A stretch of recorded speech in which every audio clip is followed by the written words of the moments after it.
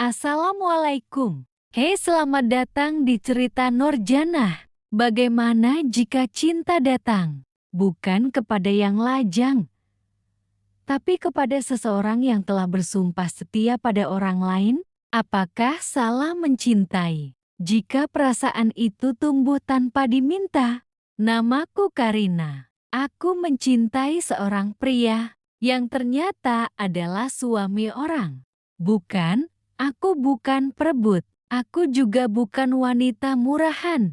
Aku hanya manusia biasa yang jatuh cinta di waktu yang salah kepada orang yang salah. Dan inilah kisahku, kisah yang tak pernah kuinginkan, tapi harus kujalani. Kisah tentang pengkhianatan, luka, dan cinta yang tak seharusnya tumbuh. Sebelum lanjut, jangan lupa like, subscribe, dan aktifkan lonceng notifikasi. Karena cerita ini akan membuatmu bertanya, siapa yang benar dan siapa yang paling terluka? Part kedua, episode ke-13. Kata yang tak pernah diucapkan. Beberapa luka tak berdarah, tapi tetap menyakitkan. Dan kadang, yang paling ingin kita lupakan justru kembali mengetuk pintu hati di waktu yang salah. Scene pertama, Desa Srikandi, pagi. Suasana desa kembali hidup setelah pertunjukan besar Karina di kota. Karina kini tinggal kembali di rumah peninggalan orang tuanya, mengajar anak-anak desa, dan membuka kelas menulis kecil-kecilan di balai desa. Banyak yang kini memandangnya dengan hormat, tapi tidak semua. Di warung Mbok Minah, bisik-bisik kembali terdengar ibu-ibu tetangga. Wah, Karina makin cantik, ya. Dengar-dengar sekarang dekat sama Mas Rafa. Ibu lain, wah, padahal belum lama bekasnya orang. Satu belum selesai, sudah dekat lagi. Mbok Minah, ses, wong wedok itu sudah banyak disakiti. Kalau ada yang mau bahagiain dia, kenapa tidak? Namun bisik-bisik itu akhirnya sampai juga ke telinga yang tak seharusnya mendengarnya. Ratna. Scene kedua, rumah Ratna. Siang, Ratna duduk sendiri di teras rumah mewahnya. Ia memegang selembar foto pernikahannya bersama Andik. Di matanya, tak ada lagi kesombongan dulu, hanya kebingungan dan ketakutan akan kehilangan segalanya.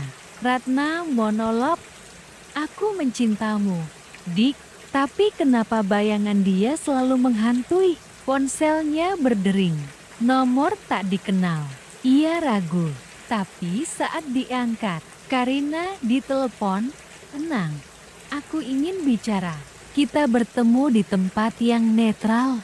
Ratna terkejut, hatinya campur aduk antara marah, penasaran, dan takut. Scene ketiga, kafe kecil di kota tua. Karina duduk lebih dulu, rambutnya diikat rapi, wajahnya tenang namun tegas. Ratna datang belakangan, mengenakan kacamata hitam besar, seolah tak ingin dikenali. Karina, terima kasih sudah datang. Ratna dingin, langsung saja. Apa yang kamu inginkan? Karina menatap lurus. Tak ada, aku hanya ingin menutup luka ini. Dari dua arah, bukan hanya aku yang terluka. Kamu juga. Ratna tajam.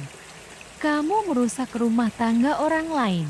Dan kamu ingin aku mengaku kalau aku juga salah. Karina, bukan itu. Aku ingin kamu tahu. Aku sudah selesai. Aku tak mencintai Andik lagi. Dan aku juga tak ingin merebut Rafa darimu. Kalau kamu mulai tertarik padanya setelah dengar desas-desus. Ratna terkejut. Apa maksudmu? Karina menyipitkan mata. Andik bilang padaku, kamu pernah mencurigai dia punya hubungan dengan Rafa? Karena Rafa terlalu sering menyebut namaku di kantor. Kamu pikir Rafa punya rasa pada aku? Dan kamu merasa kalah kelak? Ratna terdiam. Lidahnya keluh. Tatapannya mulai gemetar. Karina lembut tapi tegas. Ratna, kamu tak pernah mencintai Andik sepenuhnya. Kamu hanya takut kalah dari aku. Dan sekarang kamu takut Rafa bisa mencintaiku lebih dari kamu pernah dicintai. Hening menggantung seperti hujan yang tertahan di langit. Ratna lirih. Lalu kenapa kamu tak balas dendam? Kenapa kamu tak rebut Rafa dariku? Karina. Karena aku tak lagi butuh pembuktian. Aku hanya ingin hidup damai. Itu saja. Scene keempat. Rumah Rafa. Malam. Rafa baru saja pulang dari luar kota. Ia membuka pintu dan mendapati sebuah kue kecil dengan lilin menyala di depan rumahnya. Karina muncul dari belakang pagar. Selamat ulang tahun. Rafa tersenyum. Kamu ingat, Karina? Tentu, tapi aku bukan datang untuk rayakan. Aku datang untuk jujur. Mereka duduk di teras. Hening sejenak. Karina lalu berkata, Karina, aku belum bisa mencintai lagi. Tapi saat aku berpikir tentang masa depan, kamu selalu ada di sana. Rafa menoleh. Matanya berbinar. Karina melanjutkan. Jadi kalau kamu masih mau berjalan di sebelahku, tanpa paksaan, tanpa tergesa-gesa, aku akan sangat menghargainya. Rafa menatap Karina dalam-dalam. Rafa, bersamamu, bahkan diam pun terasa penuh makna. Episode ke-14. Ketika luka lama kembali dibuka, yang kita kubur dari masa lalu, kadang tak benar-benar mati. Ia hanya menunggu waktu untuk kembali menyiksa. Scene pertama, kantor Andik. Siang. Andik sedang duduk di ruangannya, mengetik laporan dengan ekspresi tegang. Suasana kerja terlihat tenang, hingga pintu diketuk pelan dan seseorang masuk tanpa menunggu jawaban. Andik tanpa menoleh. Tolong ditaruh saja di meja, saya sedang suara perempuan. Masih suka menyuruh tanpa melihat siapa yang datang. Andik langsung membeku. Perlahan ia menoleh. Wajahnya pucat. Berdiri di depannya seorang perempuan anggun bergaun krem, bermata tajam, membawa map dan satu koper kecil. Andik, Dinda. Dinda tersenyum miring. Kaget, bukankah seharusnya aku yang kaget melihat kamu masih hidup tenang setelah semua yang terjadi? Scene kedua, flashback. 3 tahun lalu, Bandung. Andik dan Dinda tinggal bersama di sebuah apartemen kecil. Saat itu, Andik masih belum menikah dengan Ratna. Dinda perempuan yang dulu sempat menjadi kekasih gelap Andik sebelum Karina. Dalam flashback ini terungkap, Dinda hamil. Andik memaksanya menggugurkan kandungan karena karirnya sedang menanjak dan dia akan dijodohkan oleh orang tuanya dengan wanita pilihan, Ratna. Dinda akhirnya meninggalkan Andik dan menghilang. Kabarnya pergi ke luar negeri. Scene ketiga, kembali ke kantor Andik. Siang, Andik gelisah. Apa maksudmu datang ke sini, Din? Mau apa lagi? Dinda menatap tajam. Tenang.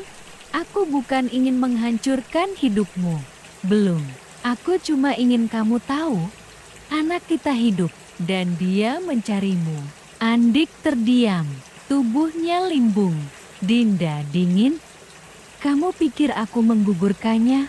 Kamu pikir semudah itu aku melupakan semua? Andik terengah. Anak kita, Dinda. Namanya Galang. Dia sudah 7 tahun. Dan dia ingin tahu siapa ayahnya. Scene keempat, rumah Karina. Malam, Karina duduk di kamar, membuka jurnal lamanya. Di luar, Hujan turun deras, suara petir menyambar, membuat ia menutup jendela dan menyalakan lampu kamar. Tiba-tiba, HP-nya bergetar. Sebuah pesan dari nomor tak dikenal masuk. Isi pesan. Kamu pikir kamu tahu segalanya tentang Andik? Buka mata, Karina. Dia menyimpan lebih banyak kebohongan dari yang kamu duga. Tak lama, sebuah foto masuk. Foto Andik dan Dinda sedang bertemu siang tadi dari sudut yang tak mungkin diketahui kecuali dipotret diam-diam. Karina menatap foto itu dengan tangan bergetar. Scene kelima, rumah Ratna. Pagi hari berikutnya, Ratna menerima tamu pagi-pagi. Seorang perempuan datang membawa anak kecil. Ratna heran. Maaf, ada yang bisa saya bantu? Dinda senyum sopan. Saya ingin bicara tentang Andik, suami Anda. Ratna tercekat. Dinda menyodorkan map. Buka saja. Di situ ada akta lahir dan hasil tes DNA. Saya tidak ingin merebut Andik, tapi anak saya pantas tahu siapa ayahnya. Dan Anda pantas tahu siapa sebenarnya laki-laki yang Anda bela mati-matian. Ratna membuka map itu. Helaan napasnya berat. Dunia seperti runtuh. Scene ke-6. Balai Desa. Petang. Karina sedang mengajar anak-anak menggambar, tapi pikirannya kacau. Setelah kelas selesai, ia menyendiri di belakang balai desa. Tak lama kemudian, Rafa datang membawa teh hangat. Rafa, wajahmu seperti langit sebelum badai. Karina tersenyum lemah. Kadang aku bertanya-tanya, apakah yang aku tinggalkan sebenarnya lebih aman daripada yang aku pilih sekarang? Rafa, kamu sedang bicara tentang Andik, Karina? Tidak, aku bicara tentang diriku sendiri. Tentang kenapa aku begitu mudah jatuh pada orang yang pintar menyembunyikan sisi gelapnya. Rafa menatap Karina dalam diam. Ia tahu luka Karina belum sepenuhnya sembuh, dan luka baru tampaknya mulai menganga lagi. Scene ke-7. Andik di kamar.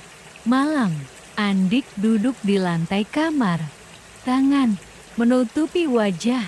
Foto Galang di tangannya. Bocah itu mirip dirinya saat kecil. Andik monolog. Aku hanya ingin bahagia. Tapi kenapa semua masa lalu menyeretku lagi sekarang?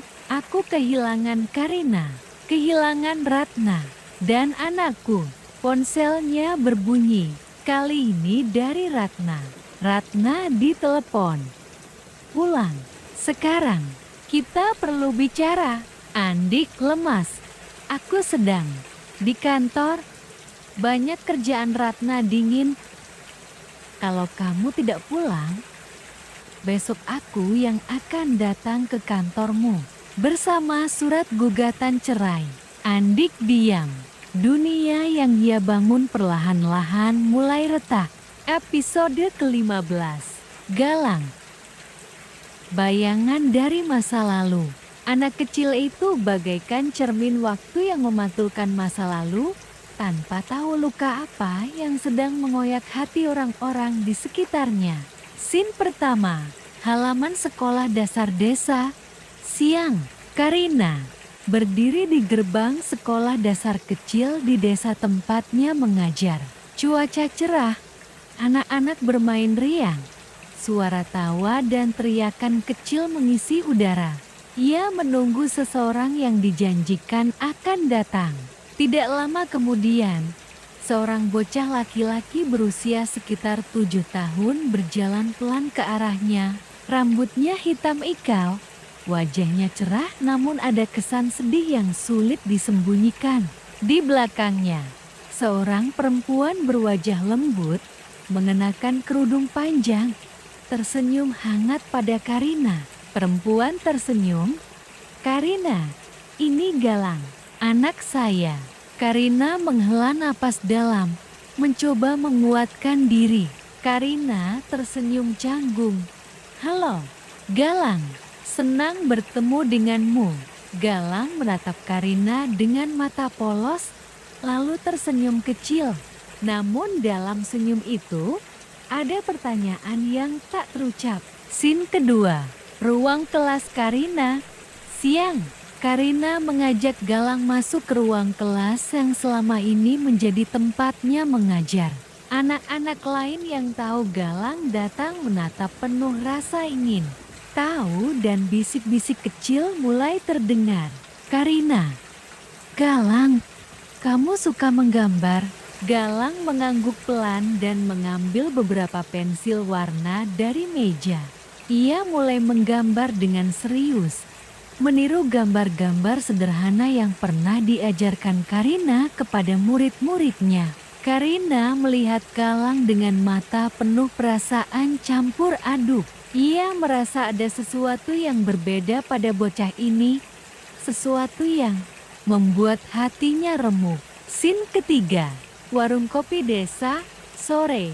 Karina duduk bersama Dinda, ibunda Galang, di warung kopi kecil dekat pasar desa.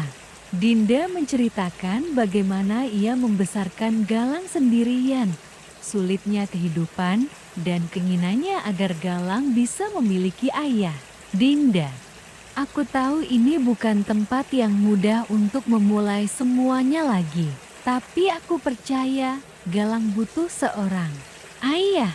Dan aku ingin Andik tahu bahwa dia punya tanggung jawab." Karina mengangguk pelan. Hatinya berkecamuk. "Karina, bagaimana Andik bisa menerima semuanya ini? Bukankah dia sudah punya Ratna?" Dinda tersenyum getir. "Dinda, aku tidak datang untuk menghancurkan keluarga kalian. Aku hanya ingin kejujuran. Dan kalau memang harus ada yang terluka, aku rela itu aku." Karina menatap Dinda dengan mata basah. "Karina, aku juga terluka, Din. Tapi aku tak ingin menjadi penyebab lebih banyak luka." Scene keempat, rumah Ratna, malam. Ratna duduk termenung di ruang tamu, memegang map berisi dokumen-dokumen yang Dinda berikan. Di sampingnya ada foto Galang. Suara pintu diketuk. Ratna bangkit, membuka pintu, dan melihat Andik masuk dengan wajah lelah tapi penuh tekanan. "Ratna, kita harus bicara. Andik, ini bukan soal aku atau kamu lagi. Ini soal masa depan kita. Dan juga anak yang selama ini tersembunyi." Andik menghela napas panjang. "Andik, aku tahu. Ratna, aku tidak ingin kehilangan kalian berdua. Tapi aku merasa terjebak." "Ratna, terjebak? Kamu yang memilih semua ini. Sekarang saatnya bertanggung jawab. Untukku, untuk Galang, untuk keluarga yang sedang kita bangun." Andik terdiam, menunduk. Scene kelima, rumah Karina. Malam. Karina duduk di depan meja belajar, membuka surat yang tiba dari sekolah. Surat itu berisi undangan pertemuan wali murid bersama guru dan kepala sekolah. Hatinya berat. Ia tahu kehadiran Galang di sekolah mulai menimbulkan desas-desus dan perhatian yang tak mudah dihadapi. Belum lagi konflik batin yang terus menghantuinya. Ia termenung, lalu membuka telepon dan mengetik pesan singkat. "Rafa, aku butuh teman. Bisa datang?" Scene ke-6, balai desa, malam. Rafa datang membawa secangkir teh hangat. Mereka duduk di bangku kayu tua di halaman belakang balai desa. "Karina, aku merasa seperti terperangkap dalam hidup yang bukan aku pilih. Aku jatuh cinta pada Andik, tapi dia milik Ratna. Dan sekarang ada Galang."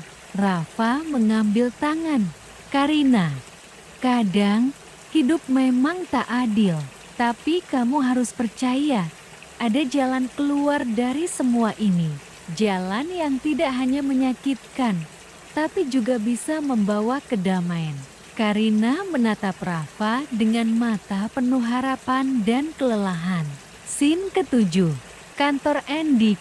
Pagi. Andik duduk di mejanya. Tatapannya kosong menatap layar komputer. Teleponnya berdering. Andik, halo. Suara Ratna tegas. Aku sudah bicara dengan Dinda. Kita harus bertemu bertiga. Ini tidak bisa dibiarkan berlarut. Andik menghela napas berat. Andik, baik, aku akan mengatur waktu. Scene ke-8. Taman Desa, sore. Pertemuan itu akhirnya terjadi. Andik, Ratna, Dinda, dan Karina berkumpul di sebuah taman desa. Angin sore berhembus lembut, tapi suasana hati mereka bergejolak. Sebuah babak baru pun dimulai di mana kejujuran, pengampunan, dan keputusan besar akan menjadi kunci. Episode ke-16. Perebutan hati dan masa depan. Di antara kerikil-kerikil luka yang berserakan, harus ada jalan bagi mereka untuk berdiri. Tapi, apakah hati mampu memilih yang terbaik tanpa hancur? Scene pertama. Taman Desa. Sore, langit mulai merona jingga saat Andik, Ratna, Karina, dan Dinda duduk berhadapan di bangku taman. Suasana tegang, sunyi kecuali suara angin dan daun yang berbisik. Andik menghela napas panjang, menatap wajah-wajah yang penuh kecemasan dan harapan di hadapannya. Andik, aku tidak ingin ada yang terluka lebih jauh. Aku tahu semuanya jadi rumit karena keputusanku sendiri. Aku juga bingung harus mulai dari mana. Ratna menatap Andik dengan mata berkaca-kaca. Ratna, Andik, aku merasa dikhianati, tapi aku juga ingin mengerti. Kita harus cari jalan agar semua ini tidak merusak kita. Karina menunduk, suaranya pelan. Karina, aku tahu aku salah mencintai suami orang lain. Tapi aku tak pernah bermaksud menyakiti siapapun. Aku cuma terjebak dalam perasaan yang tak bisa kupilih. Dinda menarik napas, menahan emosi. Dinda, Galang butuh ayah. Aku datang bukan untuk menuntut, tapi untuk meminta Andik bertanggung jawab. Kita bisa cari solusi bersama. Scene kedua. Kafe kecil di kota, malam. Beberapa hari kemudian, Karina duduk sendirian di sudut kafe kecil. Kopi hangat ada di depannya. Namun pikirannya jauh melayang. Ia membuka pesan-pesan masuk di ponselnya beberapa dari Rafa yang selalu menjadi sandaran hati. Tapi malam ini, ia merasa sendirian. Meskipun ada banyak suara, Karina bermonolog. Kalau saja aku bisa memilih, aku ingin semuanya berjalan sederhana. Tapi kenyataan selalu memaksa kita pada pilihan yang sulit dan terkadang menyakitkan. Seketika, ponselnya berdering. Pesan dari Andi. Bisakah kita bertemu? Ada sesuatu yang ingin aku bicarakan. Karina menghela napas, lalu membalas, baik, besok sore di Taman Desa. Scene ketiga. Rumah Ratna. Pagi, Ratna duduk di ruang tamu, menemani Bu Winarti, ibunya yang baru datang dari kota. Suasana rumah penuh dengan ketegangan yang tersembunyi. Bu Winarti memegang tangan Ratna, menatap putrinya dengan tatapan penuh kasih tapi tegas.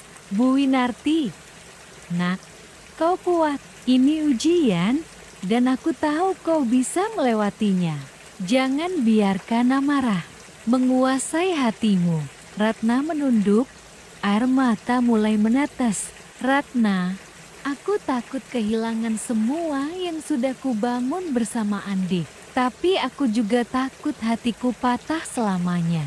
Scene keempat. Taman Desa. Sore. Karina tiba duluan. Andik datang terlambat, terlihat gelisah.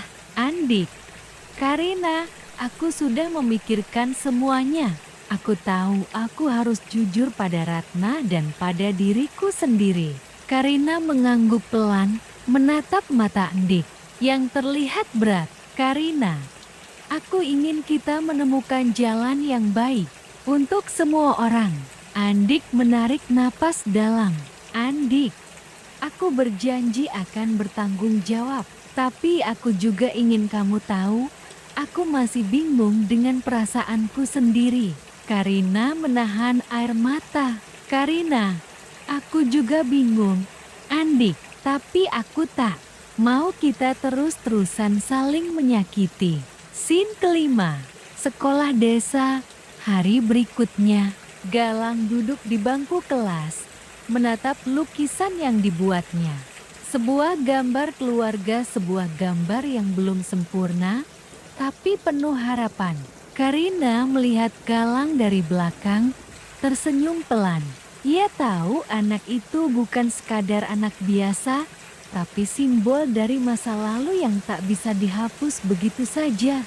Scene ke-6, rumah Karina. Malam, Karina duduk termenung, membuka album foto lama milik Andik yang pernah diberikannya.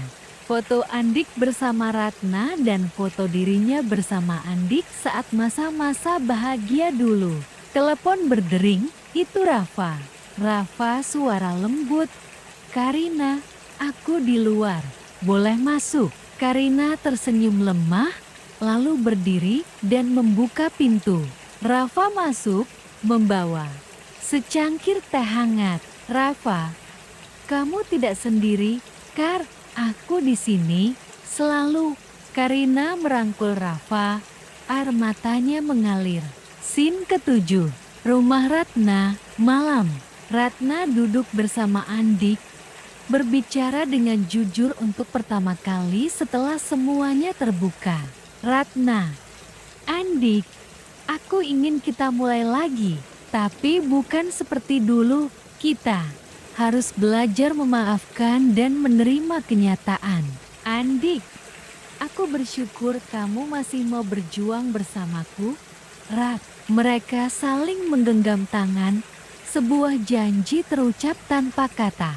Scene ke-8, persimpangan jalan. Pagi, Karina berdiri di tepi jalan desa, menatap ke kejauhan.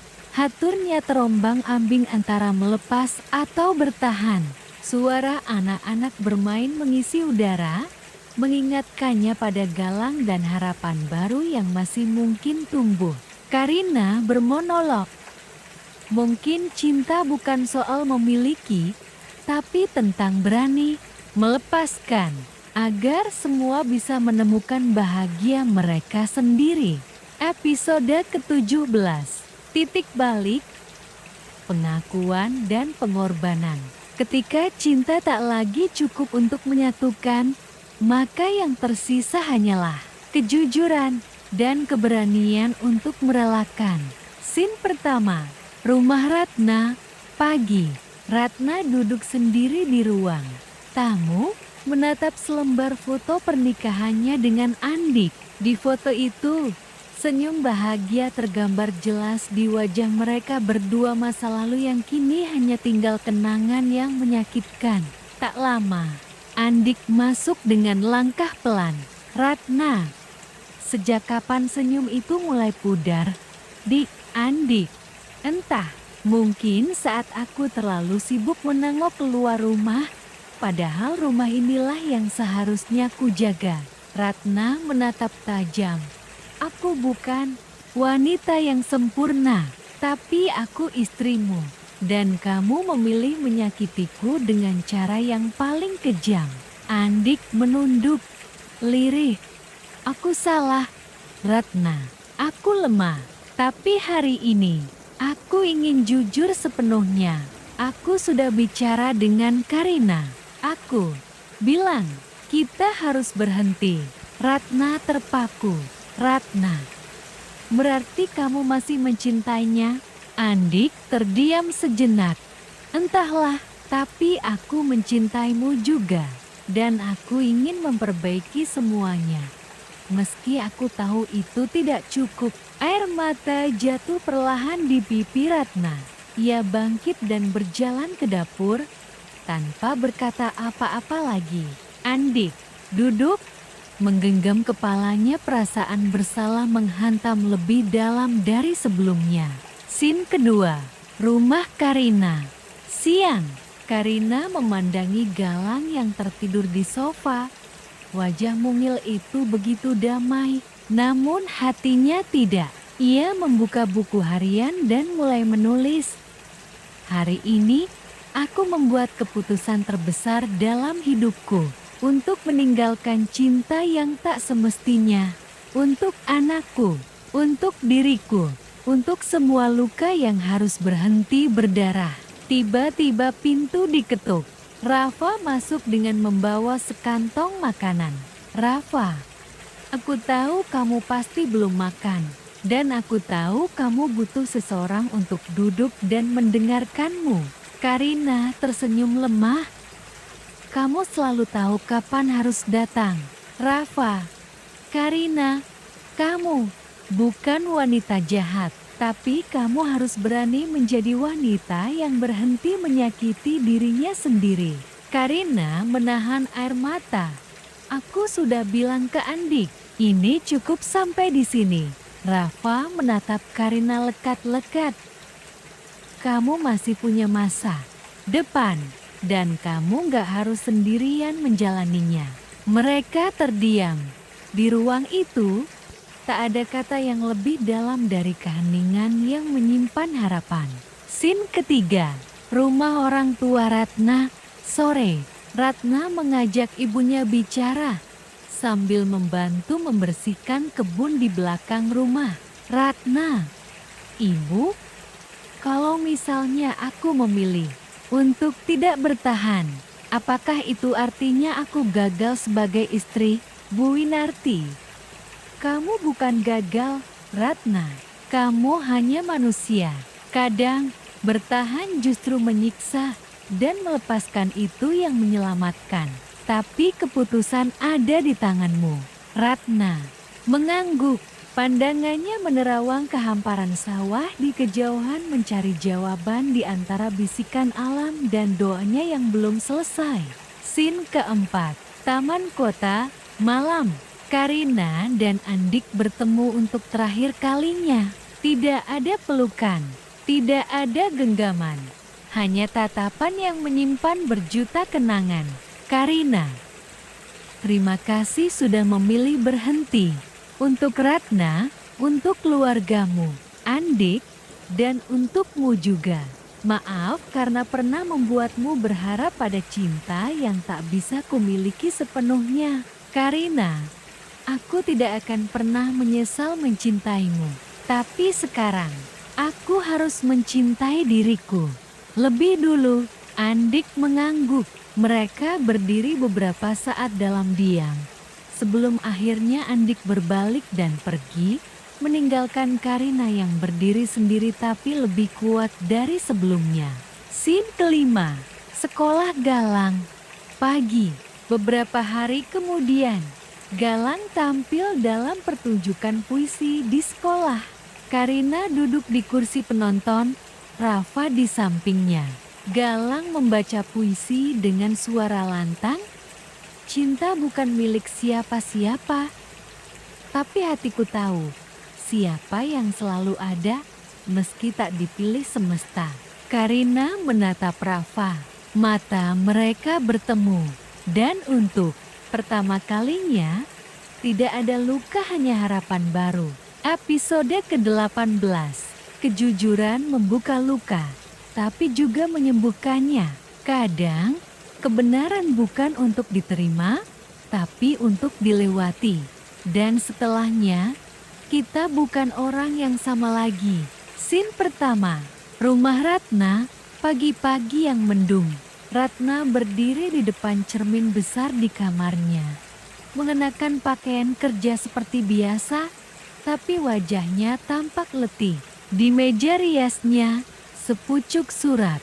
Dari Andik tertinggal. Isi surat Vio Andik. Maaf jika butuh waktu lama bagiku untuk menyadari semuanya. Maaf karena hatiku goyah. Tapi kamu, Ratna, adalah rumah yang selalu membuatku ingin kembali pulang. Aku tahu ini belum bisa menebus luka. Tapi aku akan tetap di sini. Kalau kamu masih mengizinkanku. Ratna meremas surat itu perlahan. Air matanya jatuh tak tertahan. Ia tahu keputusan besar harus segera diambil. Bertahan atau berpisah. Scene kedua. Kantor Karina. Siang Karina kembali bekerja setelah beberapa hari izin. Rekan-rekannya menyambutnya hangat. Tetapi sorot mata mereka menyimpan tanya yang tak terucap. Di dalam ruangannya, Karina menatap layar laptop namun pikirannya melayang kemana-mana. Karina monolog dalam hati, aku kembali ke kehidupan nyata, tapi entah mengapa, semua terasa kosong. Apakah cinta yang kurelakan itu benar-benar cinta, atau hanya pelarian dari luka-luka lama? Pintu diketuk. Rafa masuk, membawa 2 gelas kopi. Rafa, sepertinya kamu butuh istirahat 5 menit. Karina tersenyum lelah. Dan kamu datang seperti biasa, di waktu yang tepat. Rafa, kadang kita nggak butuh jawaban sekarang. Kita cuma butuh waktu. Mereka minum kopi dalam diam. Tidak ada kata romantis, tidak ada janji, hanya kehadiran. Dan itu cukup untuk hari itu. Scene ketiga. Ruang keluarga rumah Andik dan Ratna. Malam. Andik membantu Ratna menyiapkan makan malam. Ini pertama kalinya mereka duduk satu meja sejak kejujuran itu keluar. Hening. Tapi bukan hening yang dingin, hening yang sedang mencari arah. Andik, aku sudah berhenti menemui Karina.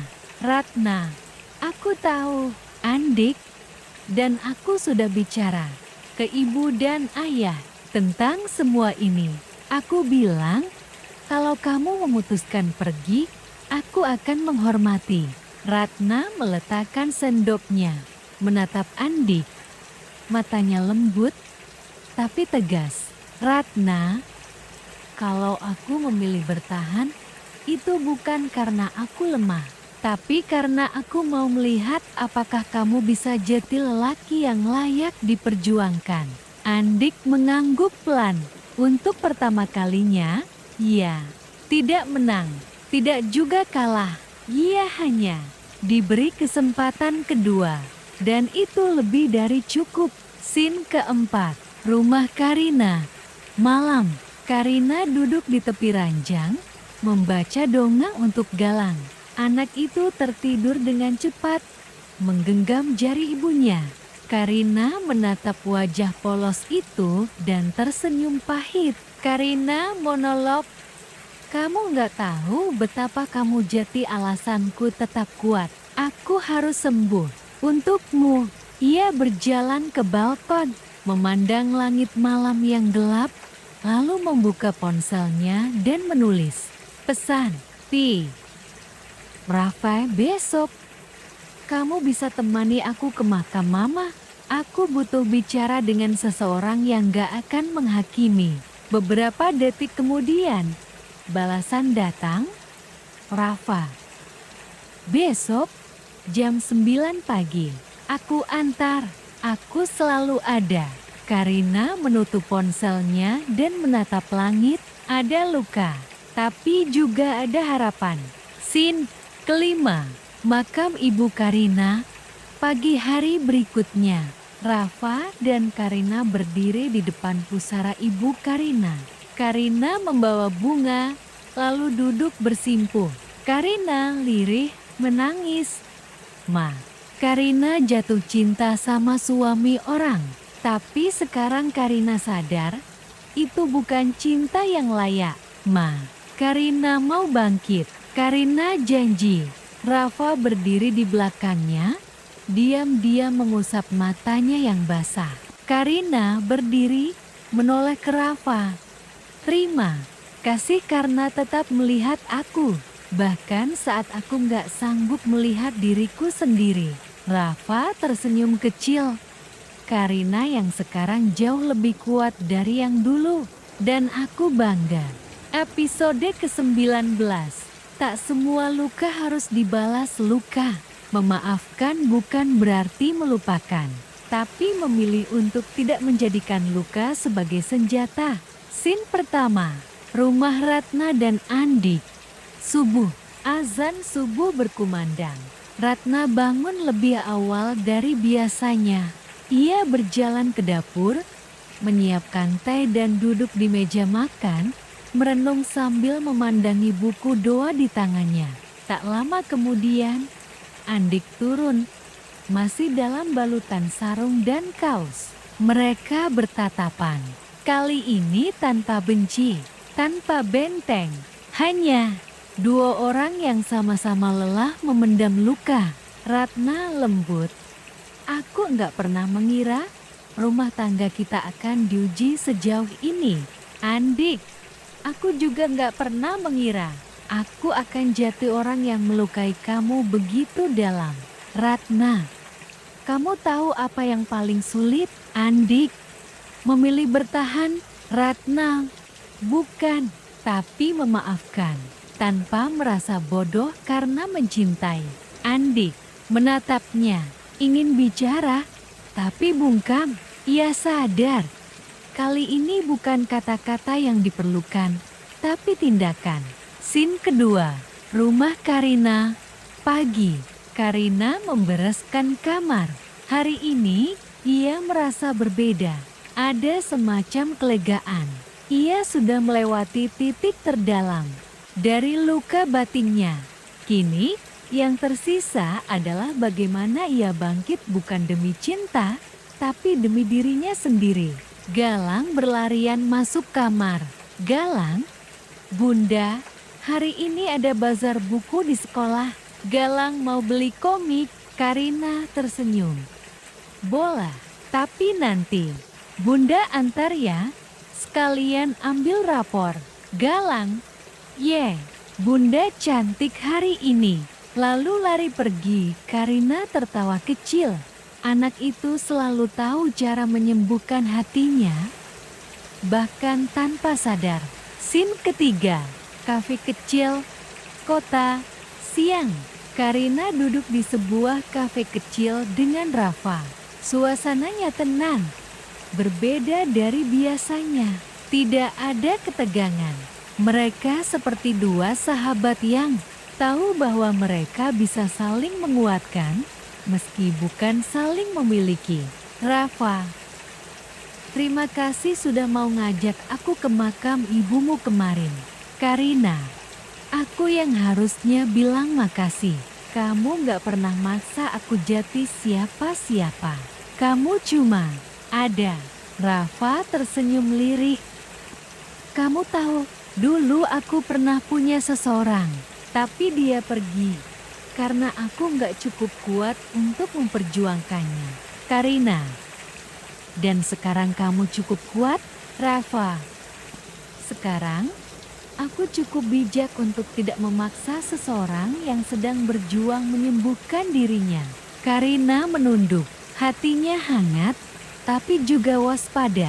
Ia tahu luka masa lalu belum benar-benar sembuh. Tapi setidaknya, hari ini ia tak lagi merasa sendiri. Scene keempat, kantor, sore hari. Ratna menatap layar komputer. Di tangannya, proposal kerja yang belum juga selesai. Fokunya buyar.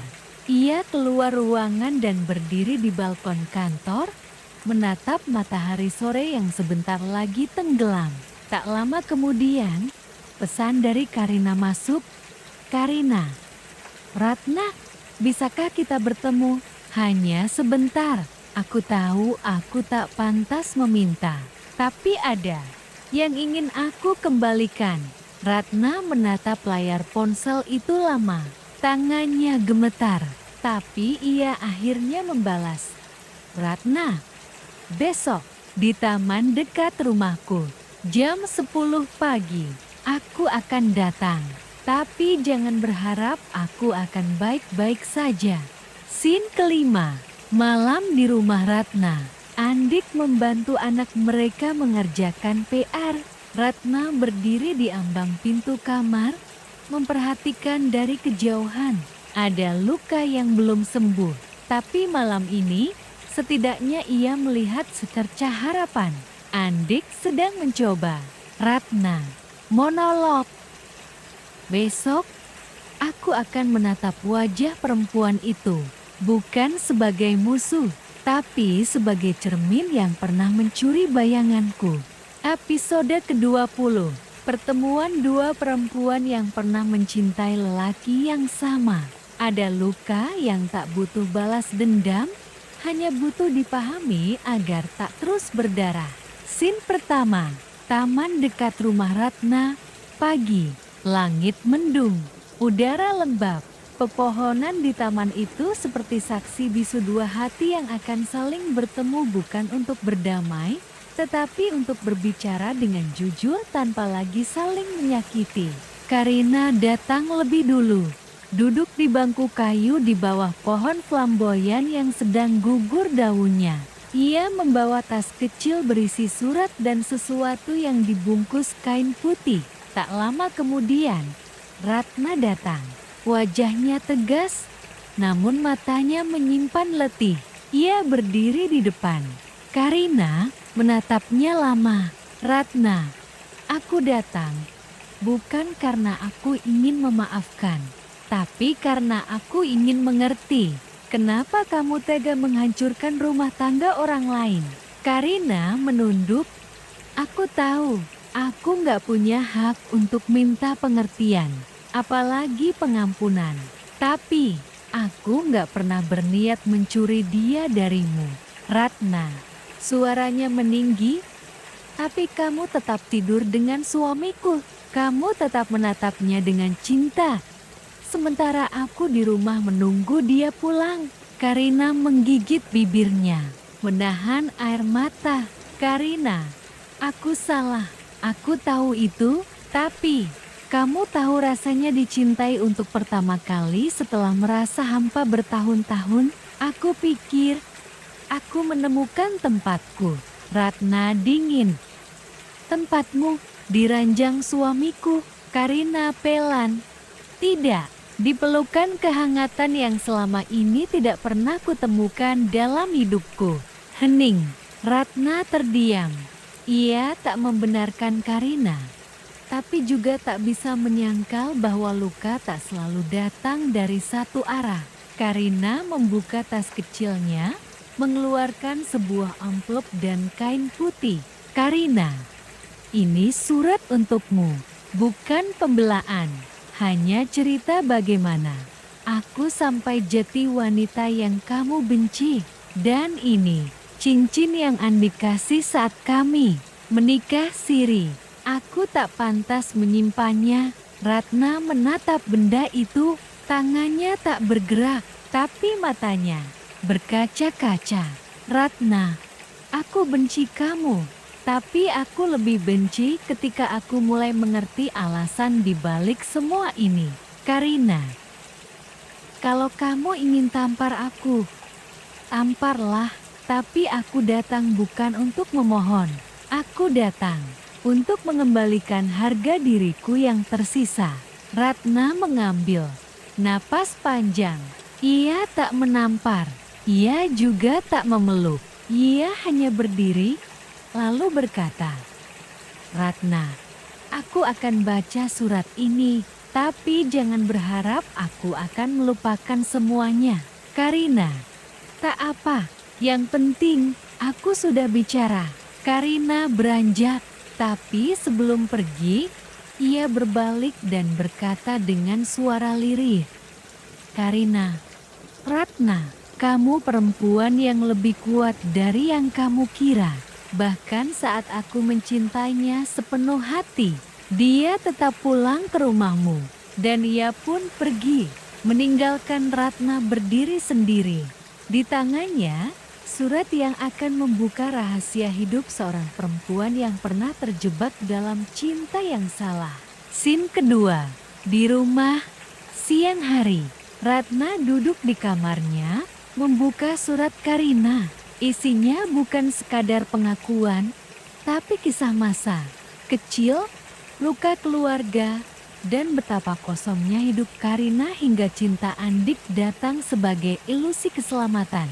Aku tahu ini salah, tapi terkadang yang salah pun bisa terasa begitu benar ketika kita terlalu haus akan kasih sayang.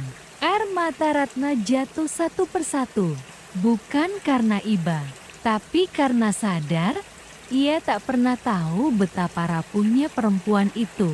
Mungkin bukan hanya dia yang terluka, mungkin mereka semua hanyalah korban dari keputusan seorang lelaki yang terlalu pengecut untuk jujur. Scene ketiga, rumah Andik, malam hari. Andik duduk di ruang tengah, menunggu Ratna yang tak kunjung keluar kamar. Ia cemas.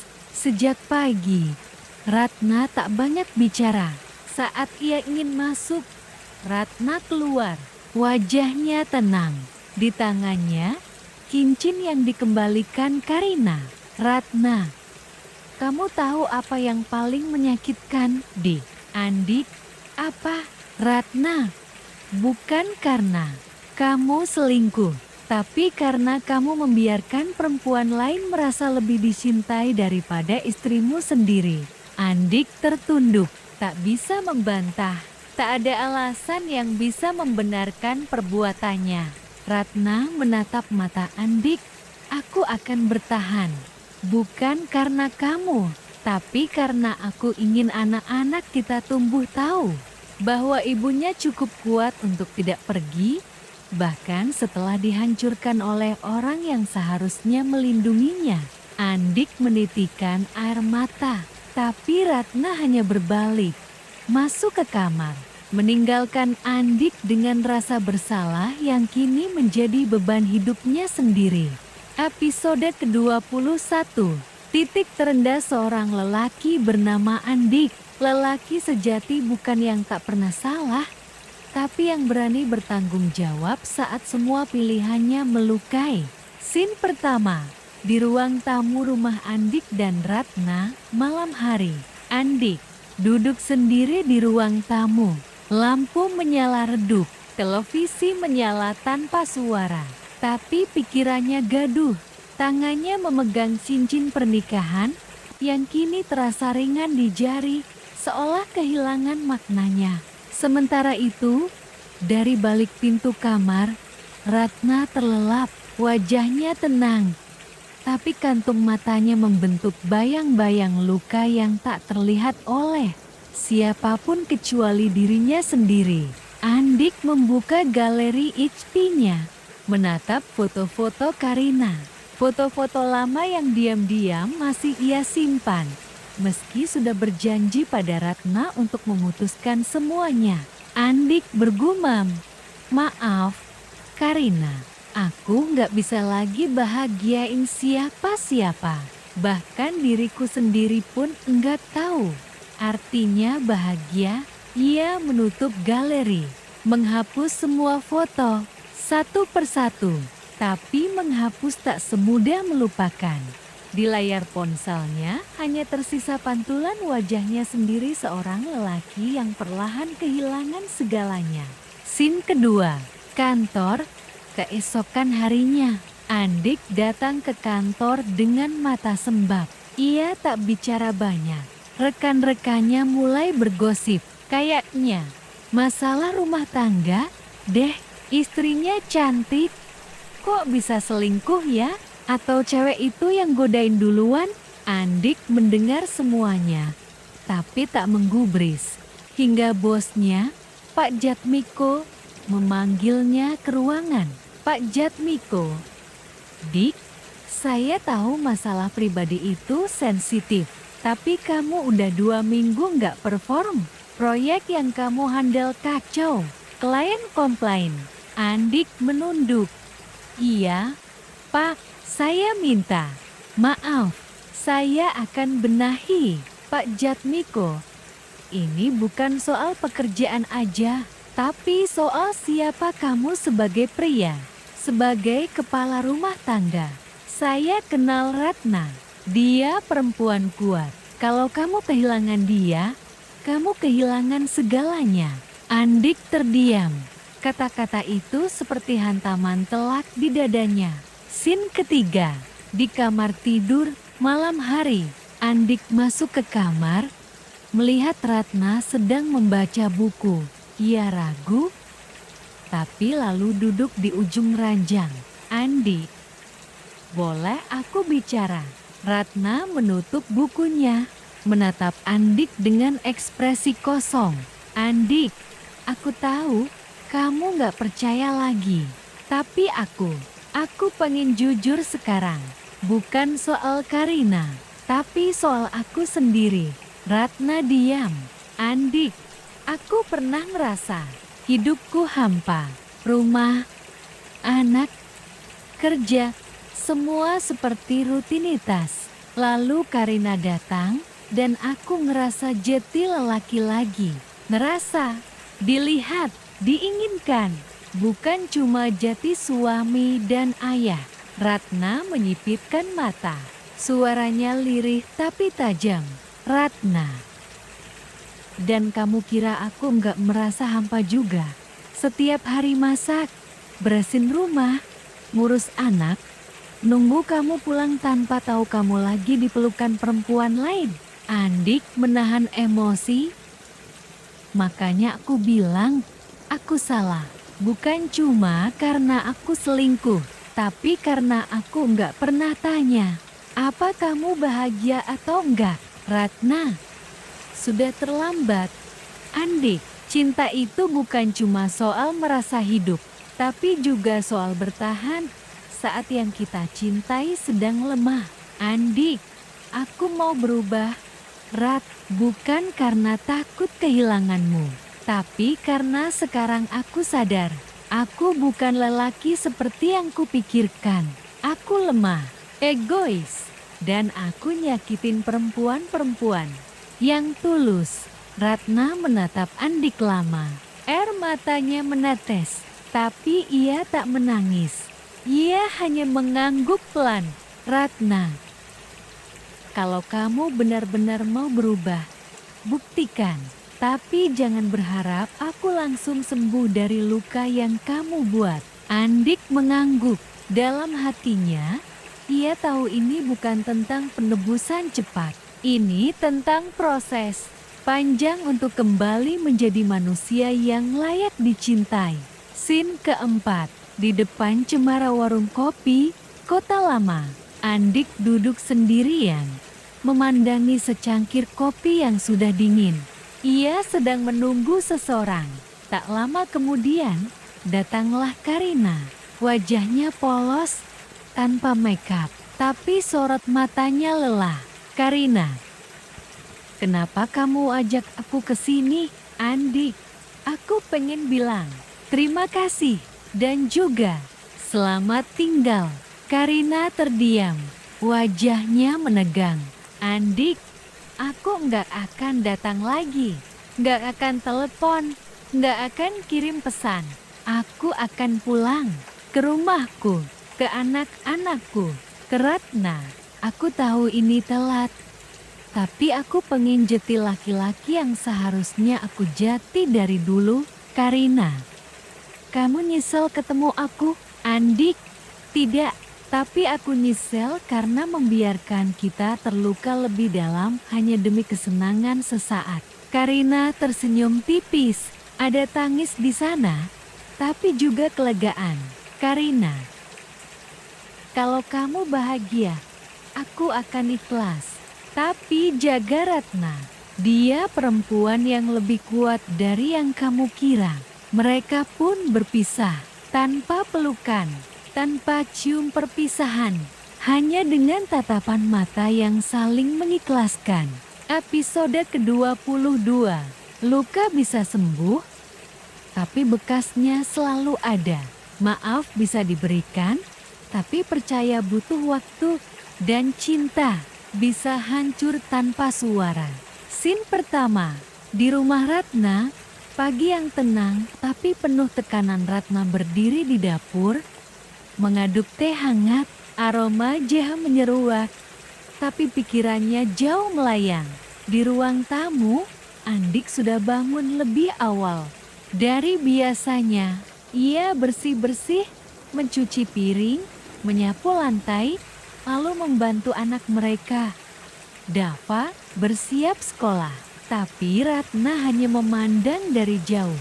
Ada perasaan aneh di dadanya, campuran lega, bingung, dan takut. Ratna dalam hati, apa ini cuma sementara? Apa dia bisa setia lagi? Atau aku hanya mengulur waktu dari luka yang sama? Andik melirik ke arah dapur. Pandangan mereka bertemu. Tak ada kata, tapi senyum kecil dari Andik mencoba mencairkan es yang menebal di antara mereka. Scene kedua. Di sekolah anak, obrolan dengan orang tua lain. Ratna menjemput Dava siang itu. Ia duduk di taman sekolah bersama beberapa ibu-ibu. Bu Desi, Bu Ratna, katanya suaminya kemarin sakit ya, jarang kelihatan sekarang. Bu Nana, gosipnya, maaf ya, suaminya ketahuan ada perempuan lain, ya. Semua pandangan tertuju padanya. Ratna menarik napas panjang. Ratna tenang. Yang jelas, saya dan suami sedang berusaha memperbaiki apa yang rusak. Saya rasa itu yang lebih penting daripada siapa salah siapa benar. Semua terdiam. Kata-kata itu tegas, tidak defensif, tapi menunjukkan harga diri. Ratna menunduk dan menggandeng tangan Dava. Ratna dalam hati, aku tak butuh simpati. Aku hanya butuh kekuatan untuk bertahan. Kalau memang ini jalan yang kupilih. Scene ketiga. Di kantor Karina, senja hari. Karina duduk di depan laptop, tapi pikirannya kosong. Ia membuka galeri ponselnya. Foto-foto Andik, percakapan lama. Suara Andik di rekaman suara. Ia mendengarkan salah satunya. Rekaman suara Andik. Kamu selalu bikin aku lupa kalau aku sudah punya dunia di rumah. Tapi kamu juga yang bikin aku sadar bahwa dunia itu sedang aku abaikan. Karina mematikan ponselnya, menutup matanya rapat. Karina berbisik lirih. Kenapa kamu datang waktu aku mulai sembuh dan pergi saat aku sudah cinta? Tiba-tiba ponselnya berdering. Sebuah pesan masuk dari nomor tak dikenal. Saya Ratna, saya ingin bicara, bukan untuk menyalahkan, tapi untuk mengerti. Karina tertegun, napasnya tercekat. Ratna, istri Andik. Scene keempat. Di sebuah kafe di kota, malam hari, Karina menunggu dengan gugup. Lalu datanglah Ratna, mengenakan gamis sederhana dan kerudung netral. Wajahnya tenang, tapi matanya menusuk tajam, namun tidak benci. Karina berdiri, hendak menyapa. Ratna, duduk saja. Aku enggak datang untuk marah, tapi aku ingin kamu tahu. Aku perempuan, sama seperti kamu. Dan kita berdua adalah korban dari laki-laki yang tak tahu cara mencintai dengan benar. Karina tertunduk, mulutnya gemetar. Karina, saya minta maaf, Mbak Ratna. Saya nggak pernah niat merebut. Ratna menyela lembut. Aku nggak menyalahkanmu sepenuhnya. Kalau Andik bisa setia, kamu nggak akan punya kesempatan, kan? Mereka terdiam. Ratna, aku enggak datang untuk mempermalukanmu. Aku cuma ingin kamu tahu. Sekarang aku sedang mencoba membangun kembali rumah yang hampir runtuh. Tapi aku juga perempuan. Kalau dia datang lagi padamu, kamu tahu apa yang harus kamu lakukan? Karina mengangguk pelan. Air matanya jatuh tanpa suara. Karina, Saya janji, saya nggak akan ganggu lagi.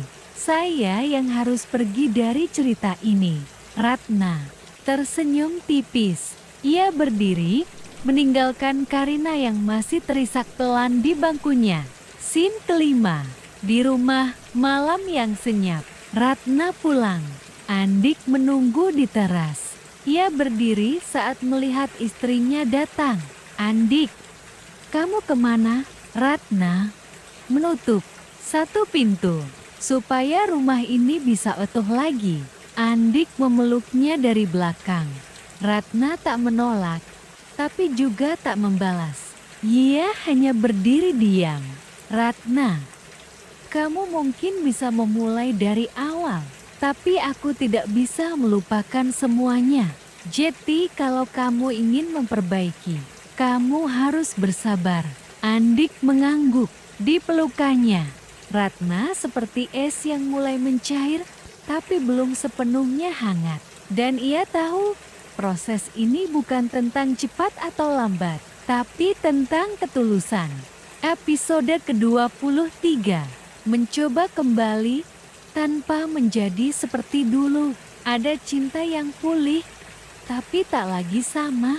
Ada luka yang sembuh, tapi tetap meninggalkan bekas. Namun ada juga keberanian untuk tetap tinggal meski hati pernah hancur. Scene pertama. Rumah Ratna dan Andik. Pagi yang sepi. Sudah 2 minggu sejak pertemuan Ratna dan Karina. Sejak saat itu, Ratna mulai membuka sedikit demi sedikit ruang maaf dalam hatinya. Tapi ada batas-batas baru yang ia ciptakan. Bukan karena membenci, tapi karena ia belajar bahwa cinta butuh perlindungan. Andik duduk di ruang makan, mencoba memulai percakapan seperti dulu. Tapi Ratna masih banyak diam. Andik, aku ada tawaran proyek luar kota. 2 bulan, tapi aku bisa tolak kalau kamu keberatan. Ratna menatapnya, datar namun tajam. Ratna, dulu aku nggak pernah ikut campur urusan pekerjaanmu. Tapi sekarang, aku butuh tahu, kamu benar-benar ingin membangun keluarga ini lagi? Atau hanya kabur dari rasa bersalahmu? Andik terdiam lama. Aku nggak mau kabur, tapi aku juga nggak bisa paksa kamu percaya sekarang. Aku akan tolak tawarannya. Ratna, bukan soal kamu tolak atau tidak, tapi soal kamu tahu konsekuensi dari setiap keputusanmu. Scene kedua. Kampung halaman Ratna, Desa Lumajang. Ratna memutuskan pulang ke rumah ibunya bersama Dava. Di sana, suasana lebih tenang. Ratna mulai mengisi waktunya dengan mengajar les membaca Al-Quran anak-anak. Di desa itu, Ratna merasa lebih damai. Ibu Ratna, kamu yakin mau terusin rumah tangga? Itu, nduk, kadang cinta itu bukan soal bertahan, tapi soal tahu kapan harus merelakan. Ratna pelan, aku sudah terlalu banyak memberi, Bu. Terlalu lama mencintai. Kalau aku pergi sekarang, yang hilang bukan cuma suami, tapi bagian dari diriku juga akan hilang. Sang ibu hanya mengelus kepala Ratna, penuh iba. Ibu Ratna, kalau begitu, jangan setengah hati. Kalau kamu memilih bertahan, bertahanlah dengan kuat, tapi jangan sampai kamu hancur sendiri. Scene ketiga. Kota, apartemen Karina. Karina sedang membereskan barang-barangnya. Ia memutuskan pindah kota. Tidak ada yang tahu kemana. Tidak Ratna, tidak Andik. Ia hanya ingin menghilang dari cerita yang tak seharusnya ia masuki sejak awal. Ia menulis satu surat, bukan untuk Andik, tapi untuk Ratna. Mbak Ratna, saya tidak bisa memutar waktu dan saya tidak minta dimaafkan. Tapi saya ingin Mbak tahu, Saya sudah membayar harga yang berat dari pilihan saya. Cinta saya tidak salah, tapi jalan saya keliru. Kini saya pergi, bukan karena kalah, tapi karena sadar bahwa hati yang merusak rumah orang lain tak layak punya tempat. Semoga Allah menjaga Mbak dan keluarga. Karina melipat surat itu dan menyerahkannya ke kurir, dikirim ke alamat rumah Ratna. Scene keempat, rumah Ratna kembali ke kota. Malam itu Ratna kembali. Ia masuk ke kamar dan menemukan surat itu di meja. Ia membacanya dengan tangan gemetar. Tidak ada kemarahan lagi, hanya sisa-sisa perasaan yang tidak bisa didefinisikan. Ratna dalam hati, terima kasih karena kamu memilih pergi. Mungkin memang bukan salahmu mencintainya, tapi aku juga tidak salah memilih bertahan. Ia menyimpan surat itu, lalu menuju ruang tengah di mana Andik sedang membacakan buku untuk Dava. Ratna, besok kita ke rumah Mama, kita ziarah, terus lanjut piknik di taman kota. Dava pasti senang. Andik terkejut. Kamu mulai bisa nerima aku lagi, Ratna. Aku nggak pernah benar-benar menolakmu. Dik, aku cuma butuh waktu untuk percaya bahwa kamu tidak akan menyakitiku lagi. Andik memeluknya perlahan, kali ini tidak memaksa. Dava tersenyum melihat mereka. Scene kelima, di taman kota. Esok harinya, keluarga kecil itu berjalan menyusuri taman. Tawa Dava kembali lepas. Ratna menggenggam tangan Andik. Masih canggung, tapi ada harapan. Ratna dalam hati. Cinta yang terluka bukan berarti harus mati, tapi butuh ketulusan dan waktu untuk tumbuh kembali. Dan aku memilih untuk menanamnya lagi dengan akar yang lebih kuat. Episode ke-24, tulang yang patah masih bisa tersambung. Cinta yang dihancurkan oleh pengkhianatan tak akan kembali seperti semula. Tapi cinta yang dimaafkan bisa menjadi lebih dewasa, lebih bijak, dan lebih manusia. Scene pertama, rumah Ratna dan Andik. Pagi yang mulai bersinar. Ratna mulai menjalani rutinitas seperti dulu. Membuat sarapan, menyiapkan keperluan Dava, dan bahkan menyetrika baju Andik.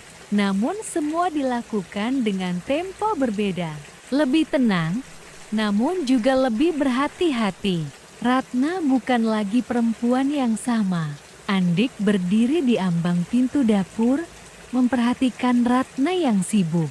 Senyum kecil terukir, tapi ia tak berani mendekat terlalu cepat. Andik, terima kasih, sudah mau mencoba lagi.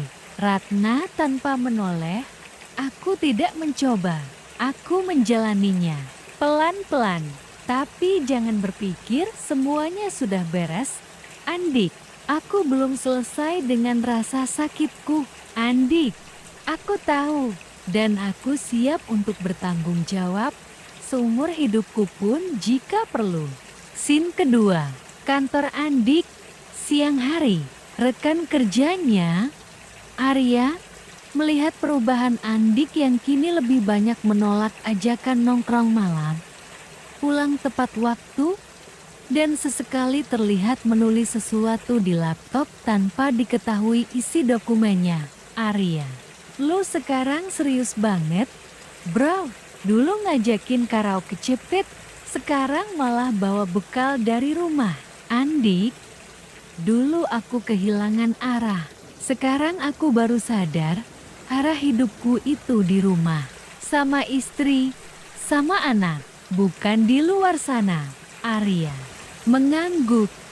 Lu beruntung, Dik, masih dikasih kesempatan kedua. Gak semua orang dapat itu. Andik terdiam.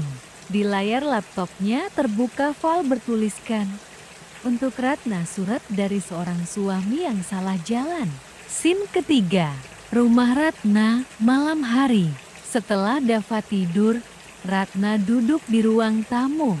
Ia membuka buku catatan pribadinya. Tulisan-tulisan lama tentang pernikahan, harapan, dan impiannya bersama Andik memenuhi halaman-halaman awal.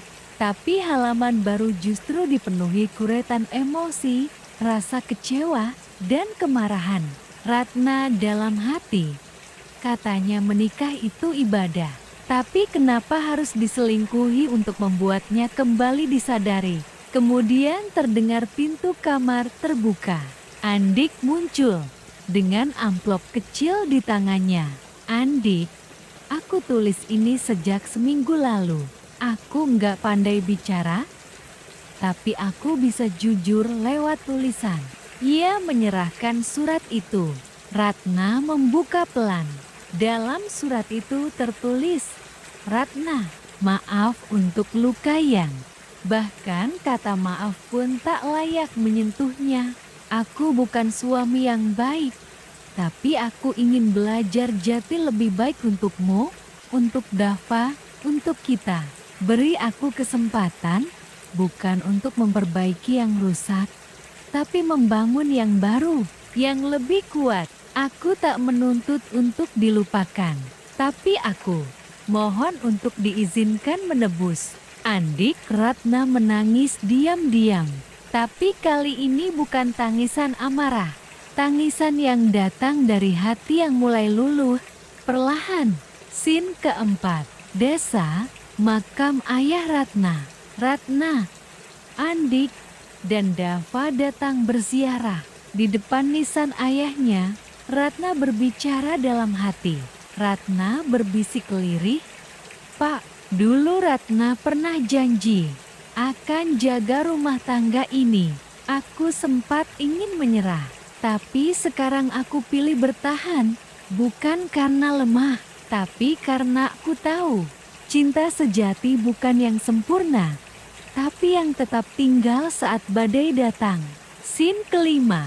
Rumah Ratna. Beberapa hari kemudian, mereka makan malam bersama. Untuk pertama kalinya, ada tawa yang lepas di meja makan itu. Dava menyuapi ayahnya, dan Ratna tertawa kecil melihat tingkah anak mereka. Ratna, Dik, kalau kamu masih punya niat untuk pindah kerja ke luar kota, aku siap ikut. Kita bisa mulai hidup baru di tempat baru. Andik terkejut. Kamu yakin? Ratna menatap mantap. Aku tidak ingin terus hidup di masa lalu, tapi aku ingin masa depan kita dimulai tanpa bayangan Karina di belakang. Andik bangkit dan memeluk Ratna. Tidak lagi sebagai suami yang ingin dimaafkan, tapi sebagai lelaki yang akhirnya benar-benar ingin menjadi suami seutuhnya. Episode 25 penutup. Cinta yang tak lagi sama, tapi lebih bermakna. Kadang, cinta yang selamat dari badai bukan karena sempurna, tapi karena keduanya memilih untuk tetap berlayar bersama meski layarnya sobek dan arah angin berubah. Scene pertama. Kota. Stasiun kereta pagi hari. Karina berdiri sendiri di peron. Sebuah koper besar di sampingnya, dan wajah yang nyaris tak tersisa riasan. Rambutnya diikat seadanya. Matanya sembab, tapi tenang. Dia menatap rel panjang ke depan, seolah menatap hidup baru yang tak pasti, tapi perlu dimulai. Tak ada yang mengantar, tak ada pelukan perpisahan. Hanya Karina dan kenangan yang perlahan ia kubur sendiri. Karina dalam hati, Andik, aku bukan korban, aku juga pelaku. Tapi biarlah luka ini hanya aku yang tanggung. Aku akan pergi dan takkan kembali. Karena yang mencintai tahu kapan harus mundur agar yang lain bisa sembuh. Kereta datang. Dia naik tanpa menoleh ke belakang. Scene kedua. Rumah Ratna dan Andik. Beberapa hari kemudian, Ratna menatap bingkai foto pernikahannya yang kini kembali terpajang. Dulu, ia sembunyikan. Kini, ia bersihkan sendiri dari debu dan gantungkan lagi. Tapi kali ini di sampingnya, ada bingkai lain foto keluarga mereka bertiga. Ratna, Andik, dan Dava. Ratna kepada Andik, kita nggak akan pernah jadi pasangan sempurna.